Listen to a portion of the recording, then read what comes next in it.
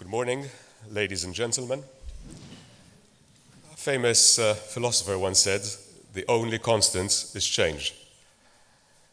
Now, I can either sit back and watch it happen, or stand up to be counted. A few years ago, in 2010, I decided to present what is referred to as a private member's bill in the Parliament, the Maltese Parliament I used to form part of in those days. The title of this presentation is "A Bolt from the Blue," because that's the way the Archbishop of Malta referred to my private member's motion. My daring to presume that I was going to face up to the Catholic Church in Malta and win any campaign I formed part of. It is notable that the State of Malta is practically considered to be a satellite of the Vatican, so I knew I had a pretty tough task ahead of me. As I said, Malta is a staunchly Catholic country. We claim that Christianity has existed in Malta since 60 AD, when St. Paul of Tarsus was shipwrecked on the island. It is actually mentioned on the Bible in the Acts of the Apostles. The fact that the Maltese were used to being governed by a religious order for 300 years, that's the Knights of the Order of St. John of Jerusalem, makes Malta a particularly, perhaps, different. There is an element of difference from what you would expect from a European culture.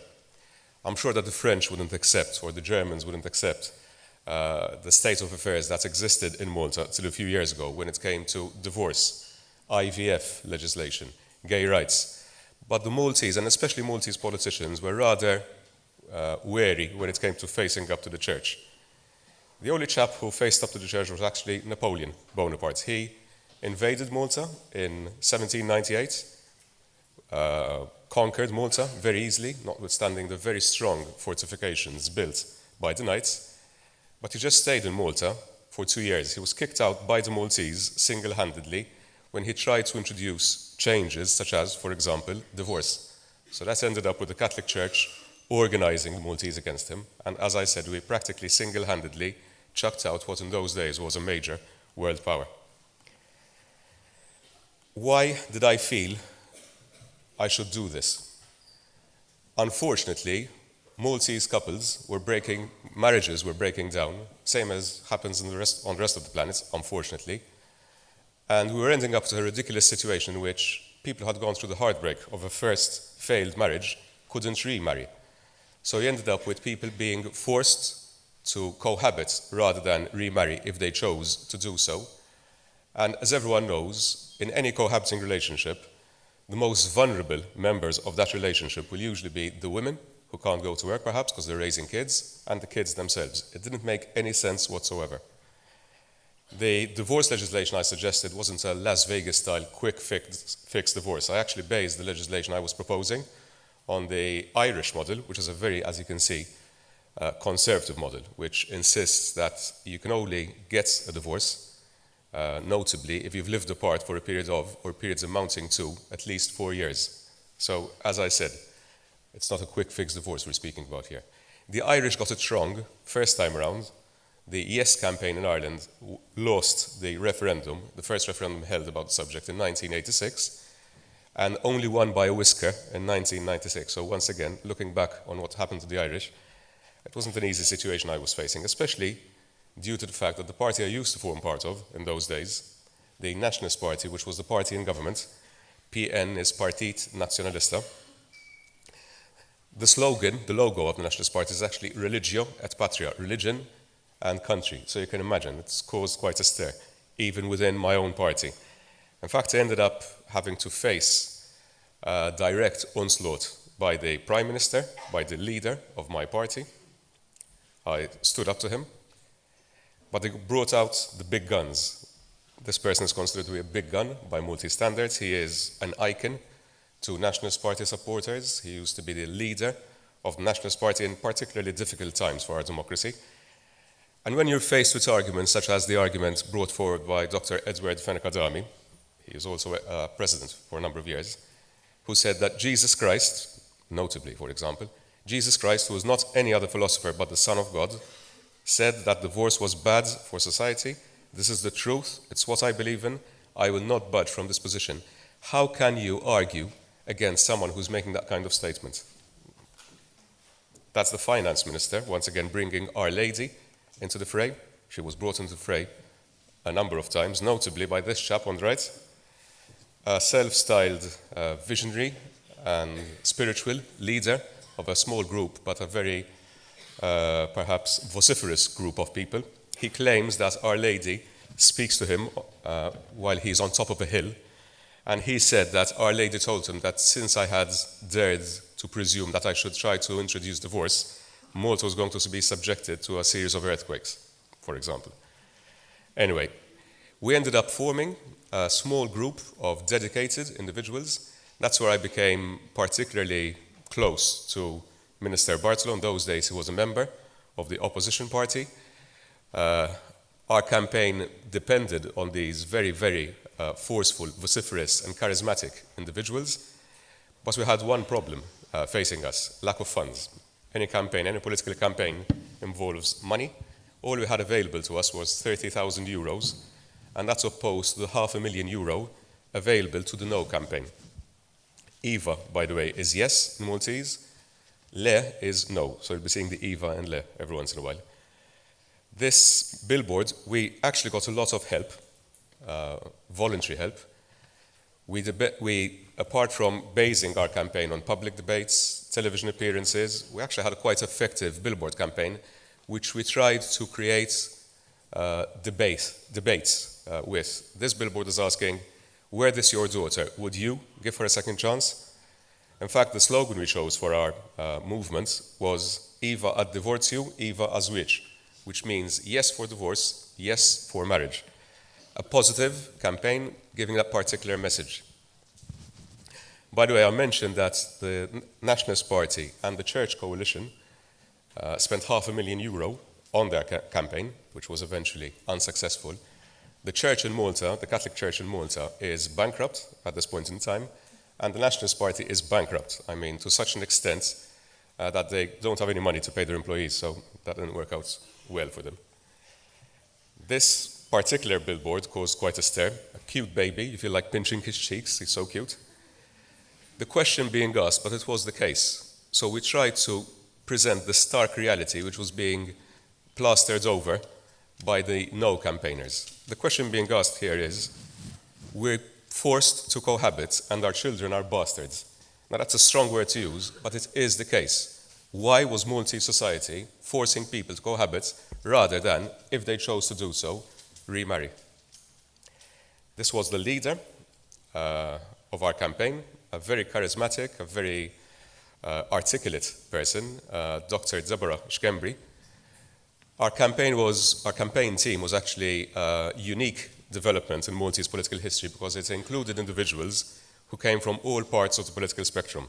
Myself and Dr. Debbie were in those days members of the Nationalist Party. I ended up in independence. Dr. Debbie actually contested with the Labour Party and was elected in the last general elections. So,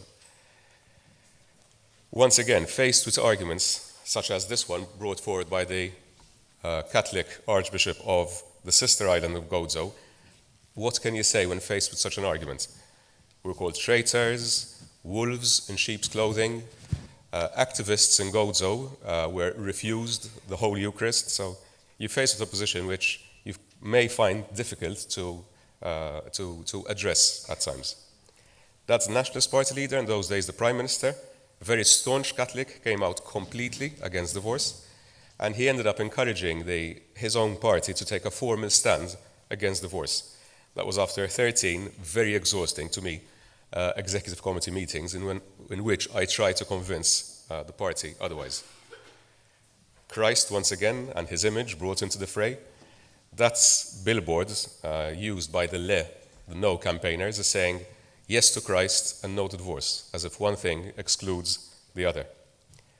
The main line of attack, and this was the weak point, you can't win a campaign if you don't have a strong reason behind what you are aiming at doing.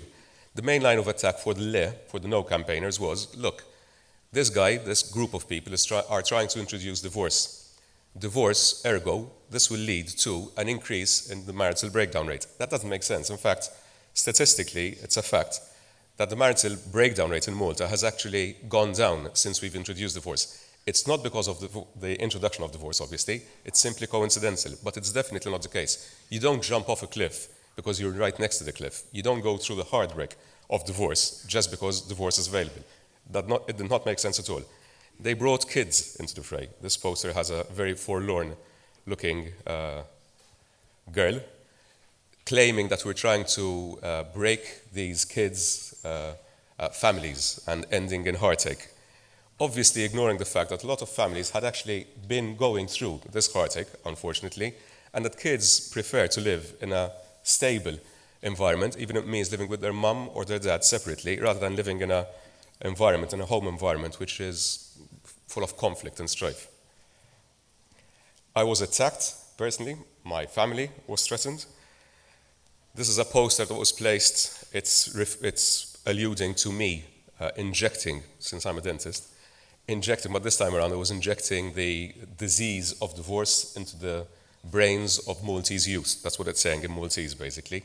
It was placed in front of the church, a parish church in my village, which is in the central part of the island. I was attacked by name from pulpits across parishes in our island. Anyway, notwithstanding the fact that all the odds were stacked against us, we actually won.